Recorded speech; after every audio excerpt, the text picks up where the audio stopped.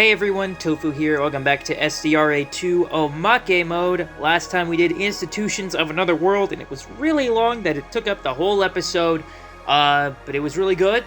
And today we're going to do If Bad Ending. Oh my god, look at that. Look at that. This is only file 6, by the way. We still have 4 more of these. Alright, File 6, If Bad Ending. This is another ending that could have happened, but will never happen. Having achieved his goal, where is Mikado Sonoji racing toward? Oh boy. I kind of figured this would be something non-canon, given the word if, and, you know, it's like Danganronpa if.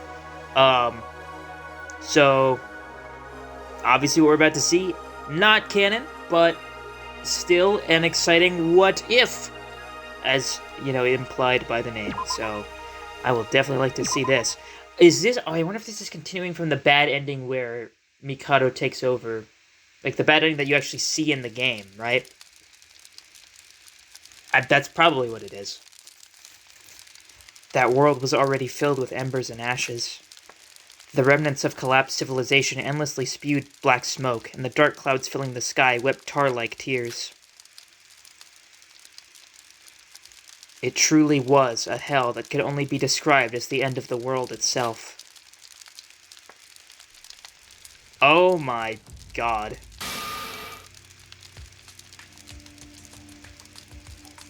Goodness. What do I give them Mikado's voice? Because it's him in there, right? But also I don't know if it's him or Shobai speaking right now. I'm just gonna do Mikado because I think that's Mikado. Wow, what a sight! Does this mean Japan is finished too? What do you think, Hashimoto-kun? It took just a week to wipe out an entire country. Not a bad time for a time attack, wouldn't you say? Still, even now I can truly appreciate just how incredible Utsuro-sama is. Divine luck, this power is truly difficult to control. A power that produces results without process. In this, no calculation can ever apply. It's pure abnormality. Honestly, it's astonishing that such a mundane and boring person held this power for so many years. If it weren't for that level of restraint, they'd surely have gone insane within a year. You've been talking a lot, Mikado Sonoji. Oh, you're still calling me by that name? Having broken free from the limits of an alter ego and gained a body, I no longer need to use that foolish father's name. Now that the world cleanup is finished, the plan will move on to the next stage anyway, so I suppose I'll need a new name. Yeah, what's your new name? I don't want to dead name you. Do you have any good suggestions for a name, Hashimoto-kun? Nah. Why are you asking me that? You can just decide for yourself.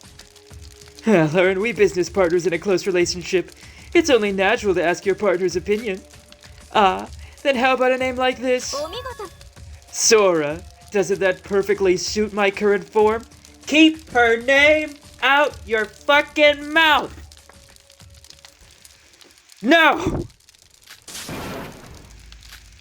What's wrong? You don't like it? Yeah, I see now that you mention it, Hashimoto-kun. You did think quite highly of Sora, didn't you? I never did. I feel like I should do like a bit more of a higher voice because like the voice clips they're giving are not matching the voice I'm doing at all. I don't know. Let me do the Mikado voice, which is just my Dementio voice.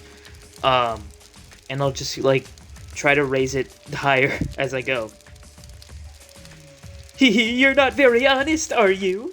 Alright, let's call it a rest for today, and starting tomorrow, we'll go finish off the other countries. Which country is the closest from here? Was it Korea? Hey, Mikado Sonoji. Okay, we don't gotta dead name them. I mean, I guess they haven't decided to name, well, they decided on Sora, but I disagree with that because that's her name. You can't take her name. Huh? Let me ask you a question. Why are you letting me live? Your plan has already succeeded. Now that you've attained the divine luck in the body, you shouldn't need any more helpers. Even after gaining a body, why do you keep taking me along? Hashimoto-kun. Hashimoto-kun. What are you saying? Have you now suddenly developed a death wish? Hell, if you're so eager to die no matter what, I have no problem granting that wish. Stop dodging the point and answer the question. You're right. As you said, there's absolutely no reason for me to spare you and keep you around. But did you know that among all life on Earth, only humans can perform such actions without reason, Hashimoto-kun? The current me has surpassed the limits of an alter ego, gained a body, and finally become human. Since I've become human, I'm simply acting in a human way. Who could possibly object to that? So, you're a human, you say? Quit your bullshitting. This is not even funny. Do you really believe that I'm lying?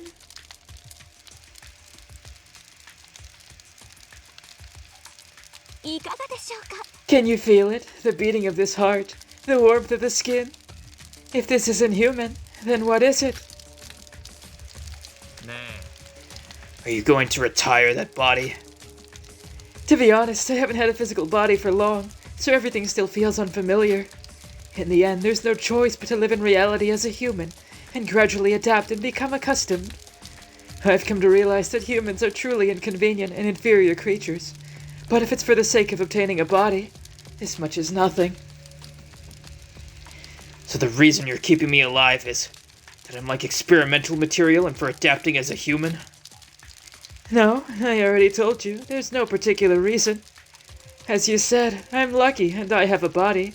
Even without Hashimoto, I can adapt as a human without much difficulty.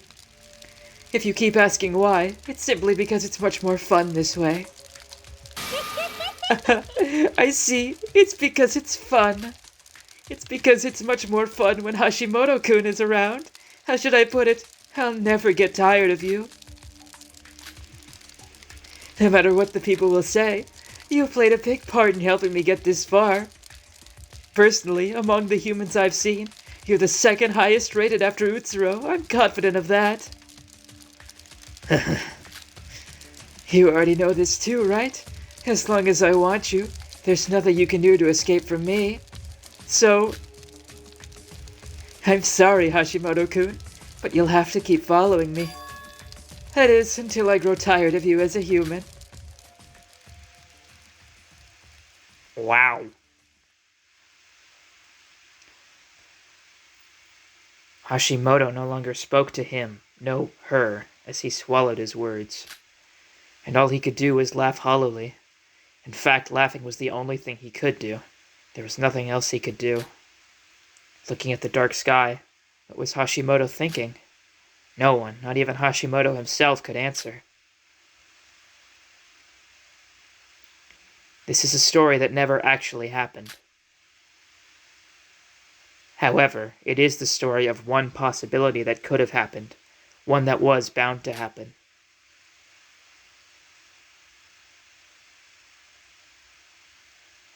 Oh, wow. Okay, well that one was like really short.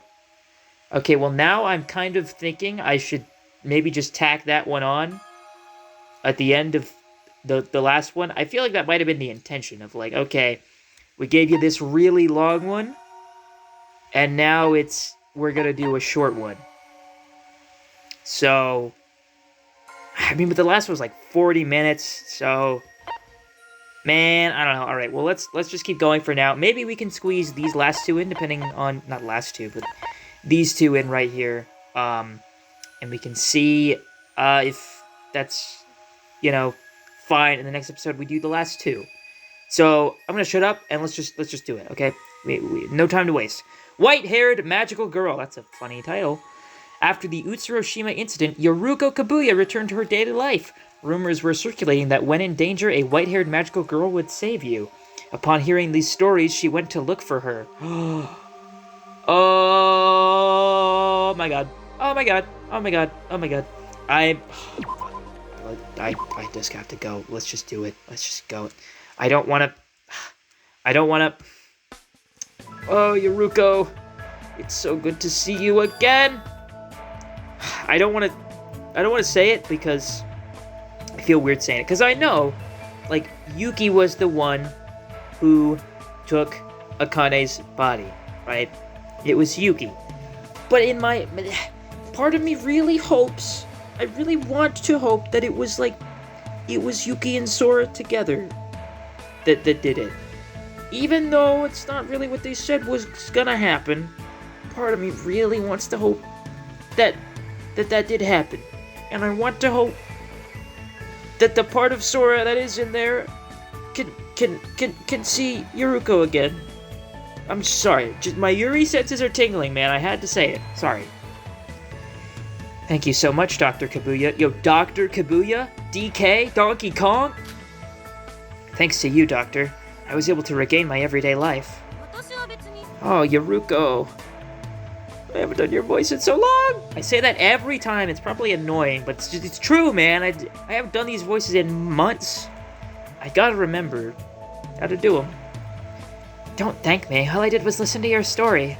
Overcoming the wounds of the heart was entirely your own strength, so you don't need to thank me. Even so, if you hadn't listened to me, Doctor, I don't think I could have ever stood up again. Thank you, Doctor. Thank you. Well, that's great for Yuruko. Yuruko Kabuya. Back when she was a student, she pretended to be older and worked as a hostess. However, she had a natural talent of listening to others' stories. After humanity's greatest and most devastating tragedy, she used her talent to listen to the stories of many people. Thanks to Yuruko, the people she counseled were able to overcome their physical and mental suffering. Having treated countless of people's PTSD, she gradually came to be called the symbol of next-generation hope among them. And because of that, she became entangled in a certain incident. It was a horrifying experience that even Yuruko herself never wanted to recall. Yet it was an experience she could never forget, one that completely changed her life. Through the countless connections forged in that incident, Yuruko grows, faces despair, and learns many things. As a result, she survived that horrific incident, and even now she uses that experience to heal people's minds. Good for her! By the way, Doctor, have you been facing any difficulties or troubles lately? That's a crazy thing to say to your therapist. Hey, I know I'm traumatized and fucking want to kill myself right now, but how are you doing? Like, do you want to kill yourself too? That's crazy, sorry. Difficulties? Well, for me, every day is the same. That kind of thing shouldn't happen, but if you ever find yourself in trouble, try asking the white-haired magical girl for help. Because a miracle might happen, haha. No, the miracle never happened. The white-haired magical girl? What's that? She's quite famous these days. She suddenly appears in front of people in trouble, helps them, and then disappears. She causes phenomena that are completely impossible to explain scientifically, so at some point she earned the nickname Magical Girl. A white-haired magical girl who causes a phenomena that can't be explained scientifically. Well, I think it's all half-exaggerated rumors, and everyone just passed it around as a joke. Still, there's definitely someone like a random volunteer who goes around helping people. There are quite a few eyewitness reports. I see. Doctor, what's wrong? No, it's nothing. Anyway, shall we wrap up today's session? You don't have to take the medicine I brought unless your condition worsens. Yes, thank you. I think she knows. Couch. Dude, this is literally looks... I mean, not really. I think I just saw the plant thought of Charlie. I was like, it's literally like the Wright & Co. law offices. Not really at all, though. So today's scheduled appointment is over. I'm exhausted. As soon as the session ended, Yuruko immediately switched to off mode and flopped onto the office sofa without even turning on the lights. Real. Even just the number of people seeking counseling from her, the symbol of next-generation hope, was dozens a day. She had never once thought it was a hassle, but even for her, this workload was overwhelming. I mean, yeah. Uh-oh. Yuruko's smartphone vibrated, signaling an incoming message. Yuruko rolled over half-heartedly, fumbled to pick up her smartphone and check the screen. Who is it from? Oh my god. Yuruko Kabuya, long time no see. This is Rei Makaru, acting director of the Kisaragi organization. I'm leaving this message to discuss the restoration work on the New World program MK2. We are currently testing a process that extracts only specific data within the program, but Since the data volume of the New World program is so massive, we hadn't obtained any meaningful results yet. However, since the basic design direction is being established, we will mobilize the information team personnel and make a little more effort, so that we can inform you of positive results as soon as possible. Below that, there was also a long message left by Ray, but Yuruko closed the message window without reading further. Sora, are you still there? I wonder what you might be doing by now. I miss you so much. After the incident that day, Ray would send messages like this every time in order to keep the promise she had made with her own words. Oh, that's right, she did say that, they were gonna try to, I don't know, not revive or archive, but, restore Sora, the data of Sora for Yuruko. Pretty sure she said something like that. But honestly, it doesn't seem like there's been any progress. It's not even certain whether they'll be able to meet again before Yuruko's lifespan comes to an end. That's why Yuruko tried not to hold on to hope, and deliberately buried herself in work in an effort to forget, but as expected, there was no way she could forget so easily. It wasn't only Sora. After the incident that day, Kabuya gained many things, but at the same time, she also lost many things. Her precious friends either couldn't make it out into reality, or they disappeared from sight. As for the others, they were criminals and not even worth dealing with, and she couldn't feel at ease with the organization either. That's why, although Yuruko received a scouting offer from the Kisaragi organization, she turned it down and returned to her current position, based. You could say this was Yuruko's own PTSD. She survived the horrific murder school trip, but its aftermath left Yuruko with deep feelings of loss and lasting scars.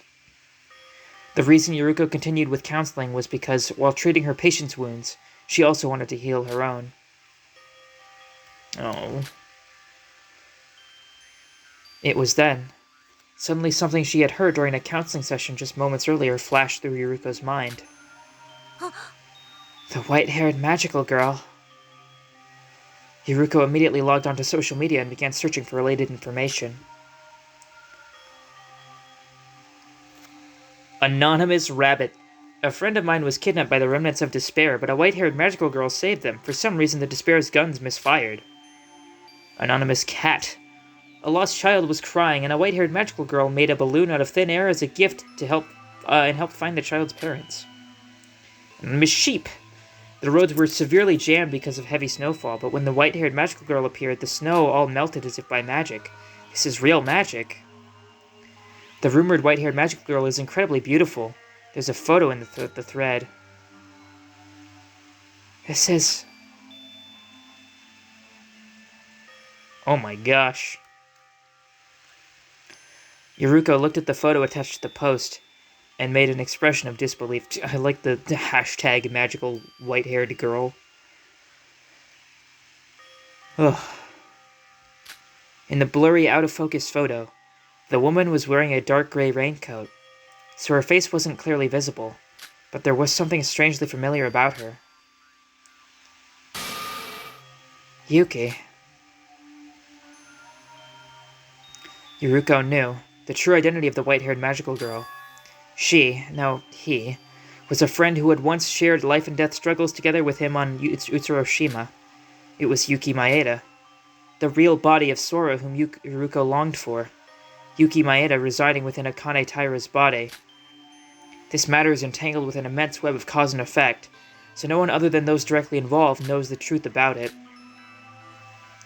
No, perhaps even the ones involved don't fully understand it themselves. That day, right after emerging from the New World program MK2, Yuki suddenly vanished without a trace. There was absolutely no reason for him to run, yet neither the Kisaragi organization nor Yuruko knew why he chose to disappear. According to Rei, he showed himself only once after that, when Hashimoto Shobai and Nijiyu Iroha escaped, but after that, no one saw Yuki again. But now, But now, of all times, in a place like this... Yuruko's heart began to race. What had happened to Yuki, and why he was wielding a power so close to divine luck? The very power Sora had once said she would take responsibility for. Perhaps it wasn't even certain whether the one who fled back then was truly Maeda. Not a single thing was clear. Even so, it was certain that the woman in the photo was someone connected to Yuruko. If she could meet him, he might finally be able to untangle the knot that had tightened in her heart since the incident.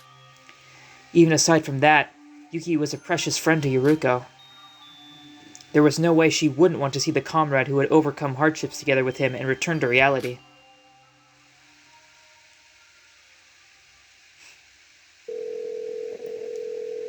Phone call. Hello? Hello? Hello? Hello? Ah, it's you, my patient. I know they're saying that because they don't want to, actually give a name for the patient, but that's just... Imagine your therapist fucking calls you as hello, my patient, instead of calling you your name. I'm sorry, but could we reschedule tomorrow's appointment? Yes, something suddenly came up.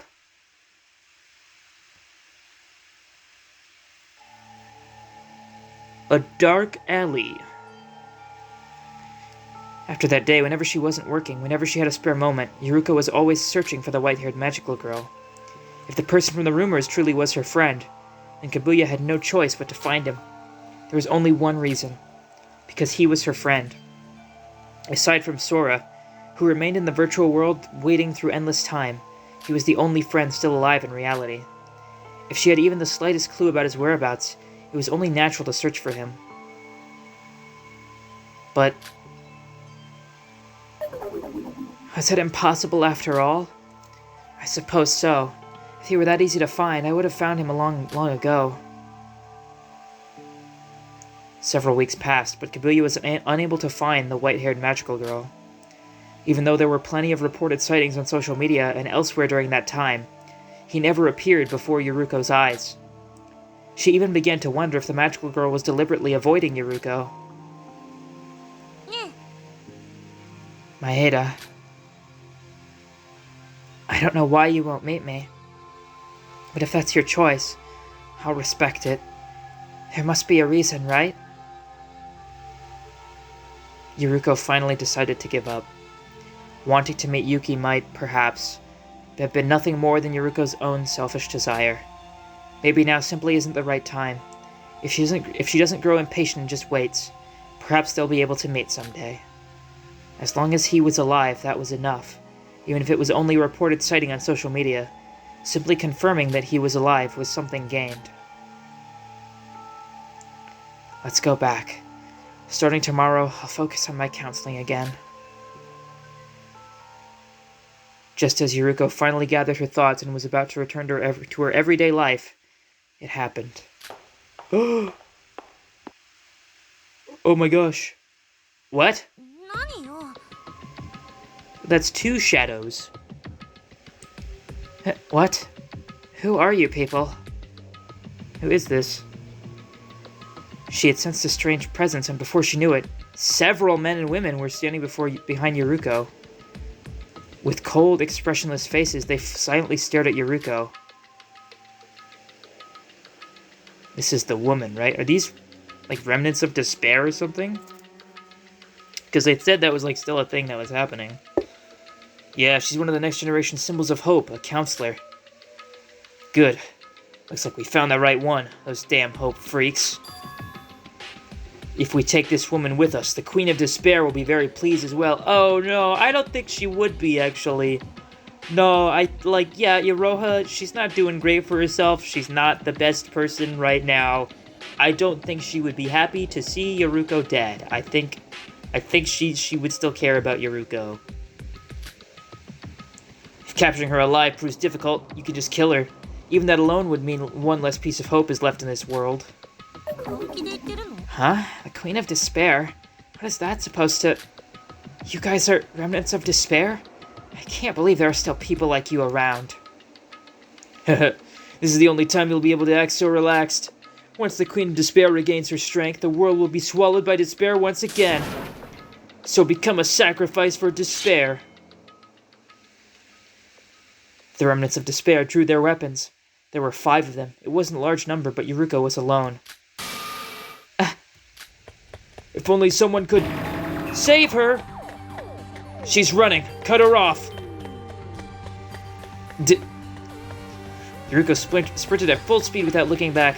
It was reckless. Coming this far into such a secluded place in search of Maeda had been a mistake. The world may have stabilized a great deal, but some parts were still like this. A world once consumed by despair doesn't heal so easily. What should I do? Should I contact Ray? No, it'll be too late. It'll take at least 10 minutes just to reach the nearest part of town. What do I do? What do I do? Yuruko tried to think of some way to survive as she ran. But it was hopeless. Kabuya had no weapons, and she hadn't learned any self-defense either. It was very late at night, and since the streets had not yet begun to recover, there were few people around. It was no wonder that the remnants of despair were roaming about. Yuruko kept blaming herself for not being careful. Do you really think I'm going to die in a place like this? I survived even monsters worse than Mikado. This is a life Sora saved for me. How could I lose it to nobodies like them? Show me. Show me! Just as Yuruko was steeling herself, she ended up tripping over a stone and falling. Oh, that's not what I wanted to see. A sharp pain shot through her ankle, and when she tried to stand again, her body wouldn't obey. Soon after, the sound of the remnants of despair's footsteps could be heard not far away. Sora. Sora. As her last remaining hope faded away, Yuruko could only squeeze her eyes shut and call out the name of her dear friend. Trembling in fear, Yuruko braced herself for the despair that was about to descend upon her. But even after quite some time had passed, nothing happened to Yuruko. Huh? Not only did nothing happen, but strangely the surroundings had grown quiet. When Yuruko opened her eyes, an astonishing sight unfolded before her.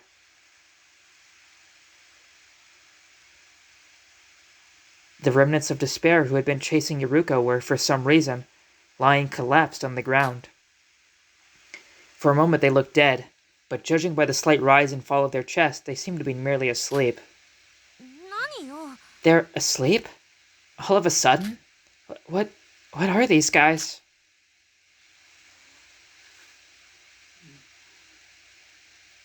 And the moment Yuruko took a step forward, the street to move to a safer place. Oh! Now that is a New World Order moment. Oh my god, it's peak. There she was. Bathed softly in the moonlight, there stood the figure of the white-haired magical girl. Holy fucking aura. Sora rhymes with aura, by the way. Have we put this together? Has anyone thought of this? Sora? No, that's not it. Yuki?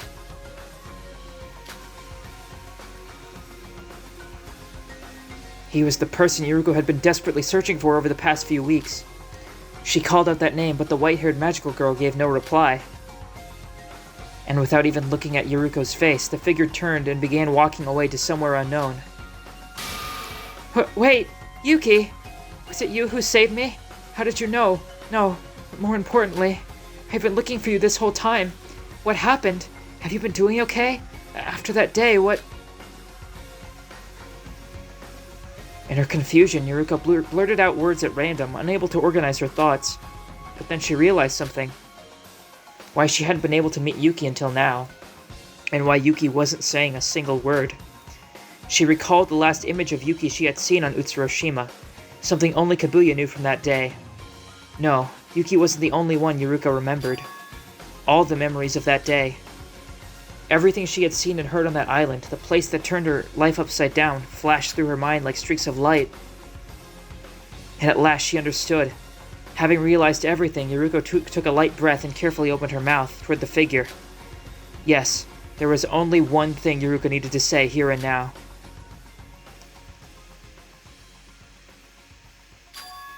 Thank you. I'm okay now.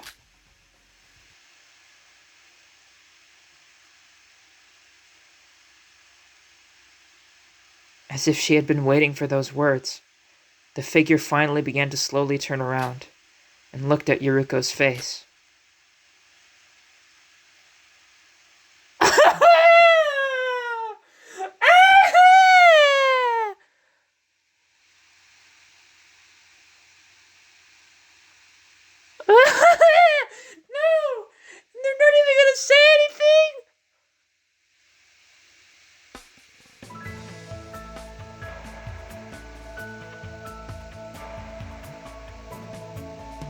Oh my god.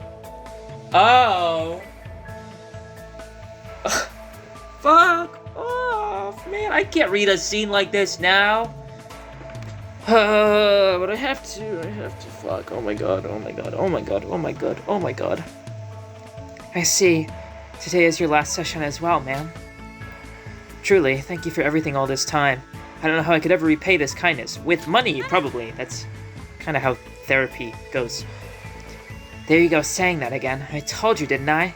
The one who overcame those emotional wounds and stood back up was you, entirely through your own strength. If you truly feel that grateful to me, please help other people as well.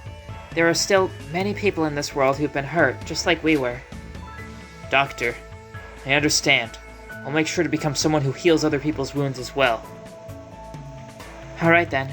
Please take care on your way home. And please, always be careful on dark roads at night. Yuruko's kind of a magical girl herself, you know? She's helping people too. Yeah, I worked hard again today. I'm exhausted. As soon as her consultations were over, Yuruko immediately switched into off mode and threw herself onto the office sofa without even turning on the lights. Yeah, that's just... Wait, that was the same... This is the same as before. After that day, Yuruko returned once more to an ordinary life with nothing particularly special about it. But the part of her heart that always felt empty was now filled with something warm and comforting. Nothing seemed to have changed, and yet there was something that definitely changed. Another message. A vibration from Yuruko's smartphone signaled an incoming message. With a slightly brighter expression than usual, Yuruko picked up her smartphone and checked the screen. On the screen, as always, there was a message from Rei, and Yuruko slowly began to read it. What do you say this time? Oh! And unlike usual, she drew in a breath as if slightly surprised. What is it? Hehe. And gently showed a small smile.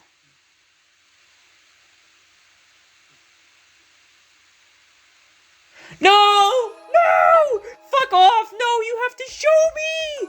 You have to show me! No! Oh, but that's so good, though. Oh, but that's so good. Oh my god. Oh my... Oh my god. Oh my god. Oh my god. Oh my god. Oh my god. Oh my god. Oh my god. Oh.